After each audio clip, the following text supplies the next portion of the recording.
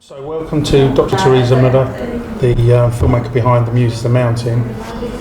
Firstly, congratulations on your film, the nominations for your film, and Thank you. sincere thanks for attending our festival as well. Thank you, my pleasure and honor. Thank you. So could you start by giving us the background to the film, why you decided to make it, what was the kernel of the idea, Yes. what drove you to make it?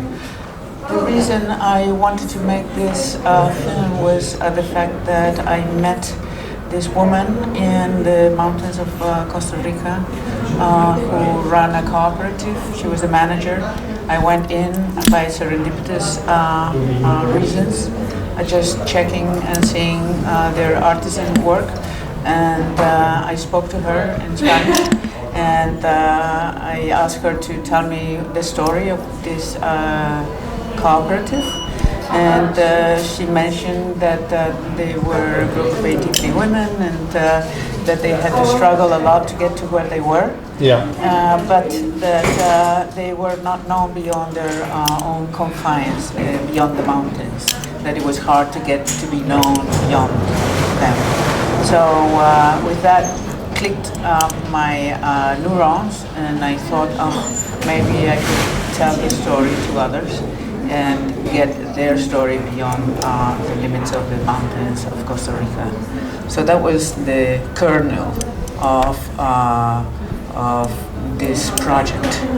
I could relate to her struggles because I had my own struggles and coming from Argentina to the United States to New York, and so I thought there is a common link between one struggle and the other one. Theirs much harder than mine, but nevertheless I felt identified also with the fact that we were a group of women and living in a society that is dominated by men, like the one I grew up in Argentina.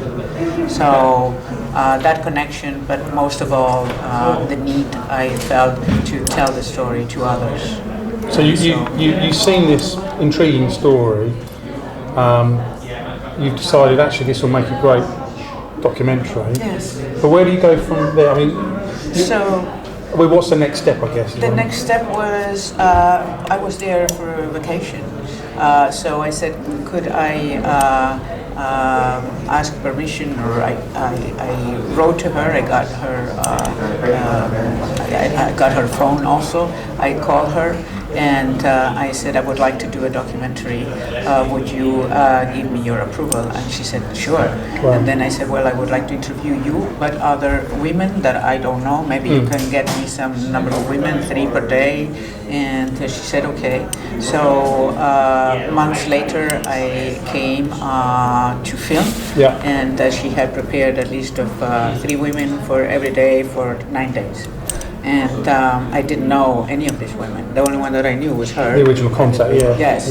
And so I had someone who lives there, who I met when I was on vacation, and he has a Jeep, and he has been living there for many years, so he knew all these people in all these villages, and he offered to work with me, taking me to all the homes of these ladies. And so with him and with a list of ladies, I just started the project, going from one side of the mountain to the other side of the mountain, and meeting all these ladies for the first time.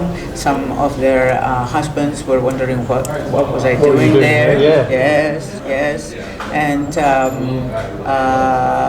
some had no partners. But the interesting aspect was also when I met the person who had the idea of founding this cooperative. Yes. She's the smartest one. I rang her bell, and she has polio, so she has difficulties in walking. But at any rate, she sat down and she started interviewing me. Who you are, and why do you want to do this? Wow. And she was amazing. So after half an hour of telling who I was and what I wanted to do, she agreed, and we had a long conversation, but it was wonderful. And did you actually meet any resistance? None. None at all? No, not only I didn't meet resistance, but these women were not only opening their homes, but their hearts. Wow. They asked me if I wanted to have lunch. Some of them prepared drinks, and yes, they were amazing. And I was here with a fellow who was driving and the camera person, and they were preparing food and lunch for the three of us. And I felt I didn't want to impose on them, but they were happy. Most of them have no TV, have never seen a movie. Incredible. They are amazing, very humble women, but none of them offering any resistance at all. Oh, Yes, they made me feel really good. And then when the film was opened in Costa Rica last year ago in November, that was in the capital. The capital is about 6 hours away from their place by car. Yeah. So they hired a van, and 9 of them came in the van, and for the first time they came to a movie theater and see a movie. Wow. They were never in a movie theater in their lives. Oh, and what was it? I suppose it's been magical for them, I guess. You know, if they've never seen a film before, it must have been like a magic lantern to them. Yes, it's it was for them. It was a fantastic experience, and I'm glad that it has been shown in other countries. And when I showed it earlier on in this year in Florence, there was an Argentinian lady who lives in Florence and does websites, and she offered to do a website for free for these ladies. And that is, a connection that allows them to really be known beyond their confines. And to know that that is possible, that I could help them with telling the story was most of my gratification. To know that I could help them. And how was there any difficulty in filming in that environment? Was it quite tough? It was tough because of the roads. Yeah, or lack of, I guess. Lack of, right. You're very right. The lack of. That was the most difficult part. And then, but on the other hand, the advantage of having nature, because they are surrounded by beautiful trees and mountains and flowers, and so that was the fun part. There was one time it was difficult because being that these ladies are in villages and they all sort of know each other, especially after working for so many years in this cooperative. They have to go by horseback ride or walking hours and hours. But the difficult part was when one lady had a sister who died, and then I was supposed to interview her plus others, and they were all going to the wake of this person, and I had to postpone the interviews. And then there was another lady who I needed to interview, and she asked me to wait because there was a cow. They are all farmers. Yeah. So there was a cow that had given birth, but the placenta was not being delivered, and they had to. She had to go and help the cow. And so I had to wait until the evening, which was a little harder to do the interview. I did it outdoors for this particular lady because indoors there was a baby that was crying, but nothing that was a major obstacle really. It was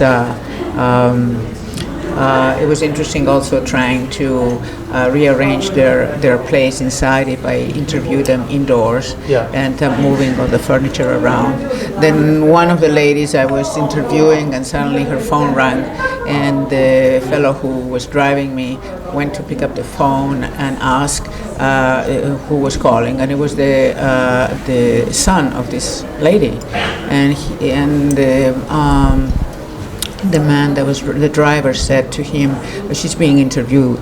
He said, I want to talk to her. And he said, well, at this moment it's very hard, but he was concerned. He didn't know what was happening. So they're used to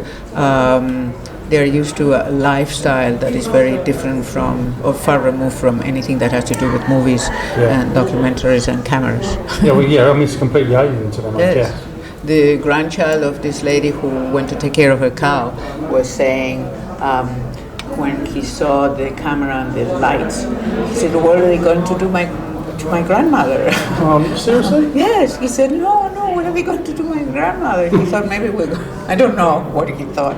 I didn't ask him, but he was afraid. I mean, I reassured him that everything was going to be okay, but yeah, they've never seen anything like that, so. And at the end of the shoot, I mean, how long did it take to edit it down and prepare it for? Oh, I edited, the first cut was about a month. Yeah.